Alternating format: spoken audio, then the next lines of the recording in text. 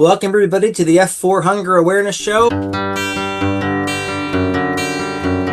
It's my goal to feed 1 billion people before I die. We want to bring awareness around the issue of hunger and food insecurity.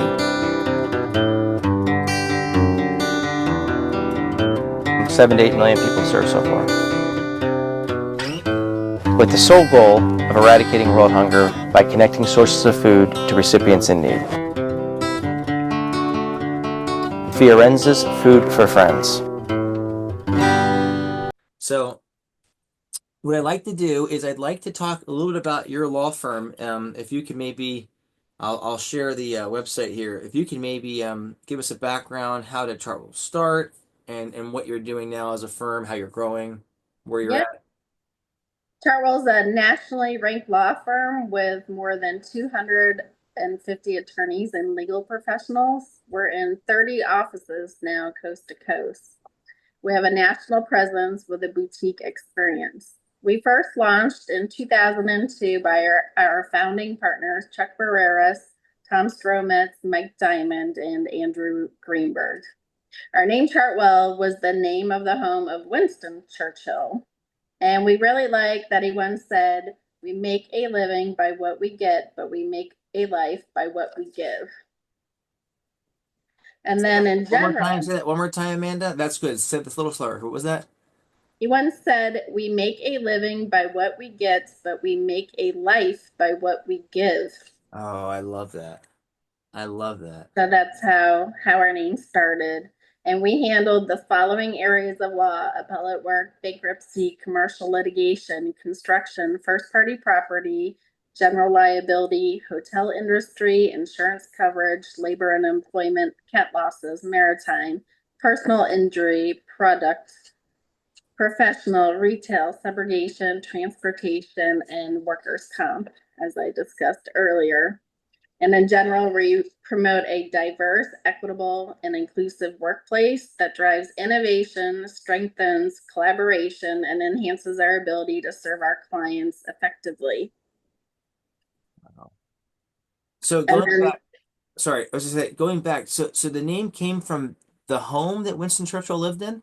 yes, the founding partners wanted a neutral name that wasn't named after anyone's last names that you see elsewhere. They wanted a neutral name where it was the name for all. Got it. And then I pulled up the website for those that are going to be watching on YouTube of the different practice areas that you specialize in. You're specifically in workers' comp. Did the firm have an area of specialization, or has it just morphed into all of these areas over the years? They first focused on workers' comp and then morphed into all of these areas. Got it. Wow. And you said how many offices? Over 30? We have over 30 coast to coast. Amazing. And growing. And growing. And growing. So, By the way, my internet went down. oh, yeah, no worries, Michelle. We see you here. So that is really cool. How about some of the values? Maybe we can talk through some of the values that Chartwell has here. Yes. Understanding, So collaboration. Yeah, go ahead. we started a program called Chartwell Law Cares, and we pride ourselves in giving back to others. Our motto is together towards tomorrow. So we all try to instill those characteristics and give back to others. We've given to caring for kids, holiday gift drives. We donate monthly to various charities every single month. We've had shoe drives, helped others affected by hurricanes. We helped out with a building collapse in Surfside, Florida. And then each year we give out the Julie Sowerby Award, which was named after a paralegal in our law firm who just really loves giving back to others and has always been that kind of person. So we named an award after her, and I was the recipient of that award a few years ago. But we give it each year to an employee who abundantly gives back to the community, which is one of the core principles in which Chartwell Law was founded. That's We amazing. also give our employees volunteer time off so they can spend the day giving back to a charity of their choice, and also have matching programs as well, where we match funding to to charities that are important to our employees. It's incredible all the stuff that you're doing. So specifically on the values, it looks like you have four listed: understanding, collaboration, communication, commitment, and then diversity, equity, inclusion. So five in total. Why are these specific values highlighted? Why are they important to Chartwell? They're just what the firm was founded on and are five key most important characteristics of a law firm and workplace that we established. What's interesting is it really crosses over nicely, especially in the philanthropic world, right? Because there's a problem, we have to understand the problem. And like most things in life, it's very nuanced. An issue could be, food insecurity. Well, how do you solve food insecurity? So it's understanding the best ways to approach it. You obviously need to collaborate. You need to work with partners to solve for it. You need to communicate, right? So it's important that we're not doing the same thing. We're not overlapping, but we are complementing. And then commitment is key. The fact of the matter is that we have to be accountable for the activities, what we're responsible for. And then diversity, equity, inclusion. Obviously, that's been the hot button of the past few years. The importance of being inclusive and thoughtful of people's feelings, because at the end of the day, people aren't statistics. They're living, breathing people that have a heart, soul, mind, body, and they deserve respect regardless of someone's background or whatever it might be. So the idea of being inclusive, I think, is great. You're really being thoughtful and caring about people, and including them in that process. I love it. I think they cross over so nicely and really anything you're doing. So, all right. And then you guys are also on LinkedIn. So people can follow Chartwell to get updates. I think I saw you have a podcast too, if I saw that correctly. Yeah. Yeah. Some of our attorneys will put out podcasts on various topics, just to talk about decisions, like it says, strategies for success, Yep. just key timely issues. AI looks cool. Oh, that's a whole can of worms. I bet. Isabella and I, we were just talking about that, right, Isabella? Yeah, I love AI. It's so useful. Yeah. We did before you guys came on earlier today, we were working on information on the TFAP program, which is the Federal Assistance Food Program.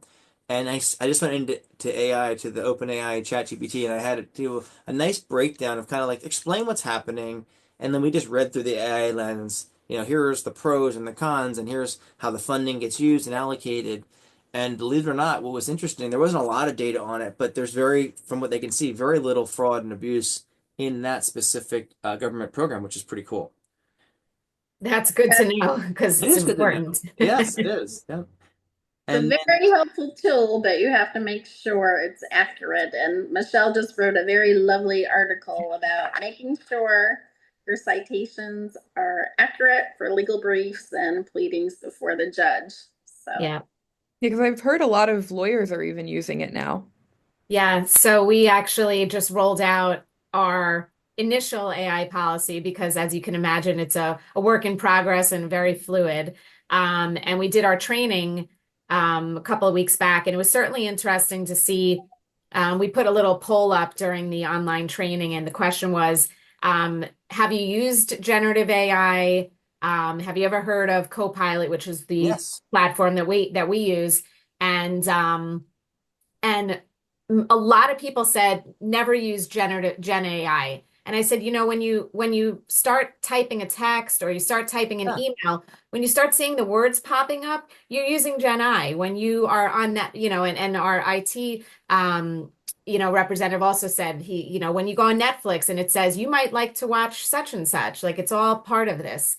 So I think people think if I'm not using ChatGPT, I'm not using AI, but there's a lot of knowledge to learn and a lot of, like Amanda said, cautionary tales, because a lot of lawyers are using it, but a lot of lawyers are using it wrong. And there's these cases that are called hallucinations, or there's hallucinations where the ChatGPT or others will make up cases that don't exist. And unfortunately, attorneys say, oh, great, there's a case, I'm going to use it in mine. and then they go to court and the judge says, I couldn't find this case.